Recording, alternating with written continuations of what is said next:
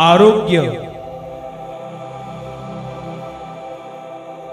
मुक्ती,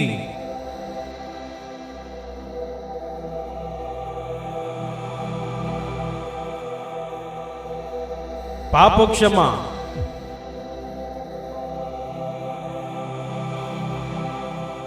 आनंद, शांती, सार्वकालिक जीवन ही आहे घोषणा ख्रिस्ताच्या क्रूसाची। हा क्रूस जो गेली 2000 वर्षे पापी व दुबळ्या मानवासाठी सामर्थ्य ठरला आहे। देवाचा पुत्र येशू ख्रिस्त 2000 वर्षापूर्वी मानव बनून जगात आला व पाप्यांच्या मुक्तीसाठी त्याने क्रूसावर बलिदान केलं आणि आम्हा पाप्यांसाठी स्वर्गातले सर्व आशीर्वाद पृथ्वीवर आणले। म्हणून बायबल म्हणते की देवाने जगावर एवढी प्रीती केली की त्याने आपला एकुलता एक पुत्र दिला, अशासाठी की जो कोणी त्याच्यावर विश्वास ठेवतो त्याचा नाश होऊ नये, तर त्याला सार्वकालिक जीवन प्राप्त व्हावे।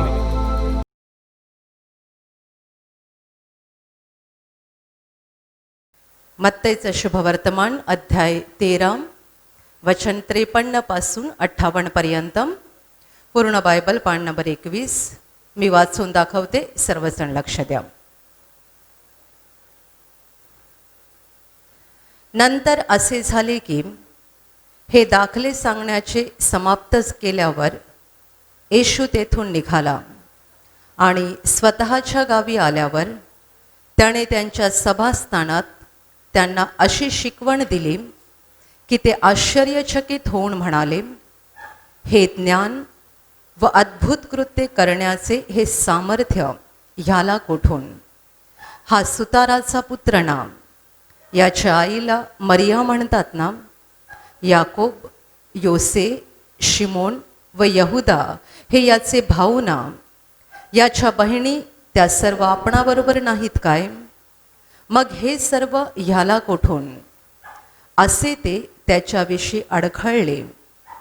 येशूने त्यांस म्हटले, संदेष्ट्याला आपला देश व आपले घर यात मात्र सन्मान मिळत नाही। तेथे त्यांच्या अविश्वासामुळे त्याने फारशी अद्भुत कृत्ये केली नाहीत। Hallelujah, hallelujah, hallelujah, hallelujah, hallelujah, hallelujah. माझ्या प्रिय बंधू भगिनींनो, प्रभू येशू ख्रिस्त देवाच्या राज्याची सुवार्ता गाजवत आणि पुष्कळ अद्भुत कामं करत देवाची सुवार्ता लोकांना सांगत शेवटी स्वतःच्या गावामध्ये पोहोचला। येशू ख्रिस्त नाझरेत नावाच्या गावामध्ये लहानाचा मोठा झाला होता आणि याच गावामध्ये त्याचे आई वडील, त्याचे भाऊ, त्याचे बहिणी, त्याचं घर, पूर्ण परिवार त्या गावामध्ये होता। येशूने अनेक गावामध्ये देवाच्या राज्याची सुवार्ता सांगितली, पुष्कळ चमत्कार दाखवले आणि नंतर असा दिवस आला जेव्हा तो स्वतःच्या गावात आला, ज्या गावात तो लहानाचा मोठा झाला होता आणि जिथे त्याचं कुटुंब राहत होतं, त्या नासरेत गावामध्ये येशू आला आणि त्या गावात गेल्यानंतर त्यांच्या सभास्थानामध्ये म्हणजे त्यांच्या मंदिरामध्ये जाऊन त्याने लोकांना अशी शिकवण दिली, असा उपदेश केला, असं प्रवचन लोकांना दिलं की ते ऐकून गावकरी सगळे आश्चर्यचकित झाले आणि ते एकमेकांना असं बोलायला लागले की हे सगळं ज्ञान आणि हे अद्भुत कृत्य करायचं सामर्थ्य याच्याकडे कोठून? हा सुताराचा पुत्र ना? याच्या आईला मरिया म्हणतात ना? याच्या बहिणी, याचे भाऊ हे सगळे आपल्याबरोबर आहेत, मग हे सगळं याला कोठून मिळालं? आणि बायबल म्हणतं की असे ते त्याच्याविषयी अडखळले आणि म्हणून येशू त्यांना असं म्हणाला की संदेश त्याला आपला गाव आणि आपला देश यात मात्र सन्मान मिळत नाही। आणि तेथे म्हणजे येशूने आपल्या स्वतःच्या गावात नासरेत गावात गावकऱ्यांच्या अविश्वासामुळे फारशी महत्कृत्ये म्हणजे चमत्कार, अद्भुत कामं केली नाहीत. Hallelujah, hallelujah, hallelujah. प्रभू येशू जेव्हा 30 वर्षाचा झाला आणि त्याने देवाच्या कार्याला आरंभ केला, तेव्हा तो कोणत्याही एका गावात किंवा एका नगरात किंवा एका शहरात जास्त दिवस थांबत नव्हता. तो गावोगावी नगरोनगरी फिरत होता. पुष्कळ चमत्कार त्याने केले, अगणित. आणि एवढे मोठे चमत्कार केले की त्याचे चमत्कार पाहून लोक म्हणायचे की आम्ही असं पूर्वी कधीच पाहिलेलं नाही. जेव्हा येशूचा उपदेश लोक ऐकायचे तेव्हा लोक म्हणायचे की आम्ही अगोदर असं कधी ऐकलेलं नाही. लोकांनी अगोदर कधी पाहिलं नव्हतं आणि कधी ऐकलं नव्हतं असे चमत्कार येशू करत होता आणि असा उपदेश येशू देत होता. त्याने आंधळ्यांना दृष्टी दिली, मुक्यांना बोलतं केलं, लंगड्यांना चालतं केलं, मेलेल्यांना जिवंत केलं आणि या पलीकडेही पुष्कळ मोठे चमत्कार केले. परंतु जेव्हा तो स्वतःच्या गावात आला तेव्हा स्वतःच्या गावात मात्र येशूने मोठे चमत्कार केले नाहीत. याचं कारण असं दिलेलं आहे की येशूच्या गावातले लोक त्याच्याविषयी अडखळले. ते अडखळले आणि अडखळल्यामुळे ते येशूवर विश्वास ठेवू शकले नाहीत आणि त्यांनी येशूवर अविश्वास दाखवल्यामुळे येशूने जसे चमत्कार आणि जशी अद्भुत कामं परक्या गावामध्ये आणि परक्या नगरामध्ये केली होती ती स्वतःच्या गावात मात्र केली नाहीत. Hallelujah, hallelujah, hallelujah. माझ्या प्रिय बंधू भगिनींनो, देव आमच्या जीवनात मोठे चमत्कार करण्यासाठी आणि आम्हाला मोठे आशीर्वाद देण्यासाठी तयार असतो. परंतु आमच्याकडे एका गोष्टीची आवश्यकता देवाला भासते आणि ती म्हणजे आमच्या हृदयात देवावरचा खरा, पक्का आणि मजबूत विश्वास असला पाहिजे. देव जिवंत आहे. देव माझी प्रार्थना ऐकतो. तो मला उत्तर देईल. तो माझ्या जीवनात काम करेल. तो माझी प्रार्थना ऐकल्याशिवाय राहणार नाही. तो मला उत्तर दिल्याशिवाय राहणार नाही. असा एक विश्वास आपल्या हृदयात असणं महत्त्वाचं आहे. तुम्ही पाहताय की आजही येशू मोठे चमत्कार करत आहे, परंतु दुसऱ्या बाजूला लोक अजूनही दुःखात आहेत.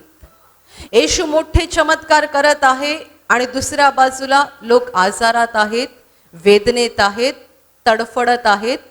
कारण काय? असं का होतं? जर एवढे चमत्कार येशू करत आहे तर जगामध्ये दुःख का वाढत आहेत? जर येशू लोकांना बरं करत आहे तर लोक आजारी का, दुःखात का, कष्टात का, संकटात का? कारण एकच आहे, त्यांना आपल्या बुद्धीवर विश्वास आहे, आपल्या ताकदीवर विश्वास आहे, पैशावर विश्वास आहे, पण देवावर विश्वास नाहीये. देवावर विश्वास नाही या एकाच गोष्टीमुळे जगाची वाईट अवस्था झालेली आहे. आशिष प्रार्थना घरामध्ये दर आठवड्याला शेकडो लोक येऊन साक्ष देऊन सांगतात की देवाने आम्हाला बरं केलं. काल एका बंधूने इथे साक्ष दिली. 1 महिन्यापूर्वी हा बंधू केस कापण्यासाठी न्हाव्याकडे गेला होता. तो म्हणतो की माझे केस खूप जास्त वाढले होते. मी जेव्हा न्हाव्यासमोर जाऊन बसलो आणि त्याने केस कापायला सुरुवात केली तेव्हा त्याच्या लक्षात आलं की माझ्या डोक्याच्या मध्यावर एवढा मोठा भाग गुळगुळीत झालेला आहे, जिथले केस पूर्ण निघून गेलेले होते. आणि मला स्वतःला माहिती नव्हतं, कारण केस एवढे वाढल्यामुळे माझ्याच लक्षात आलं नाही की मधल्या भागातले केस पूर्ण निघून गेलेले आहेत आणि पूर्ण टक्कल पडलेलं आहे. केस कापून झाल्यानंतर न्हाव्याने मला सांगितलं, बघा हे तुमचं काय झालेलं आहे. त्याने हात लावला, एक पण केस नाही, एकदम गुळगुळीत झालेला आहे भाग. तेव्हा हा माणूस म्हणतो मला टेन्शन आलं. टक्कल पडल्यावर सगळ्यांनाच टेन्शन येतं. म्हातारा असला तरी त्याला टेन्शन येतं. लगेच त्याला टेन्शन आलं, आत्ता काय करायचं. न्हावी त्याला सुचवत होता, अमुक तेल वापरून बघ, तमुक तेल वापरून बघ, हे करून बघ, ते करून बघ. तो माणूस बोलला मी आता घरी जातो, काय करायचं ते नंतर बघतो. घरी गेला, घरच्यांना त्याने दाखवलं. सगळे घरातले बोलायला लागले, हे काय झालं, एवढा मधला भाग बरोबर गोल टक्कल पडलेला आहे. हा माणूस म्हणतो मी इकडे प्रार्थनेला येतो. न्हाव्याने मला खूप तेलं सुचवली. अमुक तेल तमुक तेल मी काहीही केलं नाही, मी इकडचं आशीर्वादित तेल घेतलं, त्याच्यात ब्रदरांच्या कबरेची माती टाकली आणि ती केसांना लावायला सुरुवात केली. 1 महिन्याच्या आत केस जसे होते तसे झाले. 1 महिन्याच्या आत. काल जेव्हा तो इकडे साक्ष द्यायला आला होता तेव्हा त्याने त्याचं डोकं दाखवलं. विश्वास बसत नाही. देव आपल्यासाठी सगळं काही करायला तयार असतो, पण तो हृदयाकडे बघतो. जर विश्वास असेल तर तो काम करतो, विश्वास नसेल तर तो काम करत नाही. कारण ज्याचा मुळी देवावर विश्वासच नाहीये त्याच्यावर देव जबरदस्ती करत नाही. म्हणून बायबलमध्ये ती घटना लिहिलेली आहे. प्रभू येशूच्या शिष्यांकडे एका मुलाला आणलं गेलं ज्याला अशुद्धात्म्याने पछाडलेलं होतं. हा मुलगा बरा व्हावा म्हणून त्याचा बाप त्या मुलाला येशूच्या शिष्यांकडे घेऊन आला. त्यावेळेला शिष्यांनी बरेच प्रयत्न केले त्याच्यातून भूत काढण्यासाठी, परंतु त्यांना यश आलं नाही. त्यावेळेला येशू त्यांच्याकडे नव्हता, फक्त शिष्य होते. त्यांचे प्रयत्न सुरू होते, काही केल्या भूत निघत नाहीये. आणि हे सगळं सुरू असताना येशू तिकडे आला आणि येशू आल्यानंतर मुलाचा बाप ओरडला, हा माझा मुलगा अशा स्थितीला आहे, तो बरा व्हावा म्हणून मी त्याला तुमच्या शिष्यांकडे आणलं, पण शिष्य त्याला बरे करू शकले नाहीत. जर तुम्हाला काही करता येणं शक्य असेल तर दया करा आणि मला सहाय्य करा. जर तुम्हाला काही करता येणं शक्य असेल तर दया करा आणि मदत करा, मुलाला बरं करा. तेव्हा येशू लगेच त्याला म्हणतो, शक्य असेल तर. असं कसं म्हणतोस? विश्वास बाळगणाऱ्याला सर्व काही शक्य आहे. Hallelujah, hallelujah. विश्वास बाळगणाऱ्याला सर्व काही शक्य आहे. येशूचा प्रश्न आहे, शक्य असेल तर. असं कसं म्हणतोस? देवाला काय अशक्य आहे? देवाला सगळं शक्य आहे, पण ते सगळं शक्य तुमच्या जीवनात घडण्यासाठी तुमच्या हृदयात देव विश्वास बघतो. जर विश्वास असेल तर देव काम करेल, जर विश्वास नसेल तर देव काम करणार नाही. जेव्हा येशू त्याला बोलला की विश्वास बाळगणाऱ्याला सर्व काही शक्य आहे, तेव्हा मुलाचा बाप म्हणाला, प्रभूजी माझा विश्वास आहे, माझा अविश्वास घालवून टाका. आणि येशूने एका क्षणात त्याच्या मुलाला भूतापासून मुक्त केला. Hallelujah, hallelujah, hallelujah. येशूचे गावकरी अडखळले. का अडखळले? कारण येशूच्या आईला ते ओळखत होते, येशूच्या वडिलांना ओळखत होते, येशूच्या भावाला बहिणीला ओळखत होते. हा कोण माणूस आहे? याचा बाप सुतार आहे, याची आई मरिया ती एक साधी बाई आहे, याचे भाऊ, याचे बहिणी हे सगळे साधे लोक आहेत, गरीब लोक. सुताराच्या घरात जन्माला आलेला हा मुलगा, आम्ही याला लहानपणापासून बघितलेला आहे, आम्ही याला ओळखतो, एकदम चांगलं ओळखतो. याचे आई वडील, भाऊ बहिणी, घराणं सगळं आम्हाला माहिती आहे. याच्याकडे देवाचं ज्ञान कोठून? याच्याकडे देवाचं सामर्थ्य कोठून? ते काय झाले? अडखळले. आणि ते अडखळले म्हणून ते विश्वास ठेवू शकले नाहीत. आणि विश्वास ठेवला नाही म्हणून जे चमत्कार दुसऱ्या गावात घडले ते त्यांच्या गावात घडले नाहीत. Hallelujah, hallelujah, hallelujah. अडखळल्यामुळे देवाच्या सेवकाचा स्वीकार करू शकत नाहीत. जसे दुसरे लोक देवाच्या सेवकाचा स्वीकार करतात तसे स्वतःचे गावकरी आणि ओळखीचे लोक स्वीकार करू शकत नाहीत. म्हणून जसा दुसऱ्यांना देवाचा अनुभव येतो तसा ह्यांना मात्र येत नाही. Hallelujah, hallelujah, hallelujah, hallelujah. माझ्या प्रिय बंधू भगिनींनो, देव चमत्कार सगळ्यांसाठी करायला तयार आहे आणि सगळ्यांना आशीर्वादित करायला तयार आहे. फरक कुठे पडतो? फरक विश्वासामध्ये पडतो. बऱ्याच वेळेला अडखळतात लोक.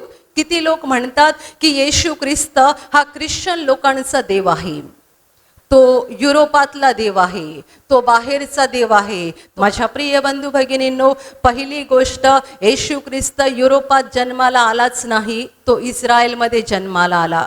इस्रायल हा आशियाई देश आहे, युरोपियन देश नाही.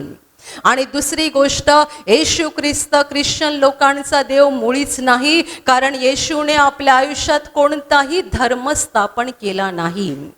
येशूने त्याच्या 3.5 वर्षाच्या पूर्ण कार्यकाळामध्ये ख्रिस्ती किंवा ख्रिश्चन असा शब्द कधीच वापरला नाही, कारण त्याने ख्रिश्चन धर्म स्थापन केला नाही. येशू ख्रिस्त हा ख्रिस्ती धर्माचा संस्थापक नाहीये आणि तो ख्रिस्ती लोकांचा देव नाहीये, तो संपूर्ण मानव जातीचा तारणारा आहे. संपूर्ण मानव जातीचा तारणारा आहे. बायबल म्हणतं एकच देव आहे आणि देव आणि मानव यांच्यामध्ये येशू ख्रिस्त हा एकमेव मनुष्य मध्यस्थ आहे. देव एकच आहे ज्याने पूर्ण ब्रह्मांड बनवलं, तो सर्व समर्थ परमेश्वर जो अगम्य प्रकाशात राहतो, ज्याला कोणी कधी पाहिलं नाहीये, तो एकमेव देव खरा परमेश्वर ज्याच्या समोर आपण डायरेक्ट जाऊ शकत नाही, कारण तो एवढा पवित्र आहे की त्याच्या पावित्र्याचा अग्नी आपल्याला भस्म करून टाकेल.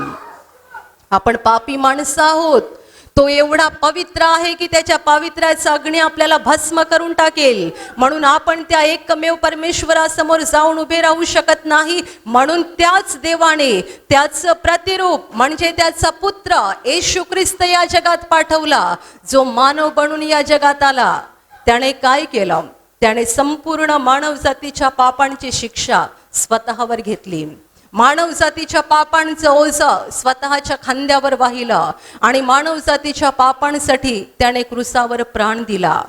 पवित्र परमेश्वर आणि पापी माणूस यांच्यामध्ये येशू ख्रिस्त मध्यस्थ बनला. तो पापी माणसाचा हात धरतो आणि त्याला हळू हळू हळू देवाच्या जवळ जवळ आणि जवळ घेऊन जातो. आपण स्वतः जाऊ शकत नाही, आपण स्वतः जाऊ शकत नाही, कारण आपण पापी आहोत. जे येशूकडे येतात आणि येशूवर विश्वास ठेवतात त्यांना तो पापांची क्षमा करतो, तो त्यांची पाप पुसून टाकतो, तो त्यांना धुवून टाकतो. पाण्याने नाही, त्याच्या पवित्र रक्ताने. जे रक्त आपल्या पाप मुक्तीसाठी, आपल्या पाप क्षमेसाठी त्याने कालवारीच्या टेकडीवर ओतलेलं आहे, त्या रक्ताने तो पाप्यांची पाप पुसून टाकतो, त्याचा आत्मा धुवून टाकतो आणि मग त्याचा हात धरून त्याला देवाच्या जवळ घेऊन जातो. म्हणून बायबल म्हणतं एकच देव आहे आणि देव आणि मानव यांच्यामध्ये येशू ख्रिस्त हा एकमेव मध्यस्थ आहे. तो ख्रिस्ती लोकांचा देव नाहीये किंवा तो युरोपातला देव नाहीये, तो तुमचा, माझा आणि या जगातल्या प्रत्येक माणसाचा तारणारा आहे. Hallelujah, hallelujah, hallelujah. आणि ज्या लोकांकडे अडखळण्यासाठी बरेच काही मुद्दे असतात, जसे येशूच्या गावकऱ्यांकडे कारण होतं, याला आम्ही ओळखतो. हा सुताराचा मुलगा, मरियेचा मुलगा, गरीब घरातला मुलगा, याला आम्ही ओळखतो. ज्यांच्याकडे अडखळायचं कारण असतं ते अडखळतच राहतात, ठेचाळतात, जखमी होतात, पडतात आणि पूर्णपणे कोसळून जातात. जे अडखळत नाहीत आणि येशूवर विश्वास ठेवतात ते देवाचे मोठे आशीर्वाद मिळवतात. Hallelujah, hallelujah. म्हणून येशू ख्रिस्त म्हणाला, जो कोणी माझ्या संबंधाने अडखळत नाही तो धन्य होईल. जो येशूच्या संबंधाने अडखळत नाही तो धन्य आहे, कारण तो न अडखळल्यामुळे तो विश्वास ठेवतो आणि विश्वास ठेवल्यामुळे त्याच्यासाठी स्वर्ग उघडतो, त्याच्यावर देवाचे आशीर्वाद येतात. या जगात भरून त्याला देवाचं प्रेम मिळतं आणि विश्वासामुळेच मेल्यानंतर स्वर्गात प्रवेश होतो. Hallelujah, hallelujah. म्हणून बायबल म्हणतं की देवाने जगावर एवढी प्रीती केली, एवढं प्रेम केलं की त्याने आपला एकुलता एक पुत्र दिला, अशासाठी की जो कोणी त्याच्यावर विश्वास ठेवतो त्याचा नाश होऊ नये, म्हणजे तो नरकात जाऊ नये, तर त्याला स्वर्ग मिळावा, अनंत काळचं जीवन मिळावं. येशूवर विश्वास ठेवायला अडखळू नका, तो तुमचा प्रभू आहे, तो तुमचा तारणारा आहे, तो तुमचा मुक्तिदाता आहे, तो तुम्हाला वाचवणारा आहे. संपूर्ण मनाने, संपूर्ण हृदयाने त्याच्यावर विश्वास ठेवा, त्याचा हात घट्ट धरा, कारण तो आणि फक्त तोच आपल्याला देवाजवळ स्वर्गात घेऊन जाऊ शकतो. Hallelujah, hallelujah, hallelujah. अडखळू नका, अविश्वास दाखवू नका. जर अडखळत राहिलात आणि अविश्वास दाखवत राहिलात तर काहीही प्राप्त होणार नाही. जर विश्वास ठेवलात तर भरपूर आशीर्वाद मिळवाल आणि मेल्यानंतर अनंत काळचं जीवन मिळवाल. Hallelujah, hallelujah. आणि आता मी तुमच्यासाठी प्रार्थना करणार आहे. तुमच्या शरीराच्या ज्या भागाला आजार आहे तिथे पूर्ण विश्वासाने हात ठेवा, आणि तिथे हात ठेवणं शक्य नसेल तर तुमच्या छातीवर हात ठेवा. विश्वास ठेवा की प्रभू येशू आत्ताच तुम्हाला स्पर्श करेल आणि बरं करेल. पूर्ण विश्वास ठेवा की प्रभू आत्ता तुम्हाला स्पर्श करेल आणि तुमच्या जीवनामध्ये अद्भुत काम करेल. तुमच्या शरीरातील सर्व आजार प्रभू येशूच्या नावाने या क्षणाला निघून जावोत. तुमच्या जीवनातील सर्व दुःख प्रभू येशूच्या नावाने या क्षणाला निघून जावो. तुमच्या जीवनात काम करणारी सर्व अंधाराची शक्ती प्रभू येशूच्या नावाने या क्षणाला निघून जावो. सैतानाची सर्व बंधनं तुमच्या जीवनातून तुटून जावोत. सर्व शुद्धात्म्यांनो, प्रभू येशूच्या नावाने मी तुम्हाला आज्ञा देत आहे, या क्षणाला ह्यांना सोडून निघून जा आणि पुन्हा त्यांच्यात शिरू नका. तुमचं हृदय स्वर्गीय शांतीने भरून जाऊ. स्वर्गीय आशीर्वाद तुमच्या जीवनात येऊ. पवित्र आत्म्याचा आनंद आणि पवित्र आत्म्याची शांती तुमच्या हृदयात भरून राहू. आमीन.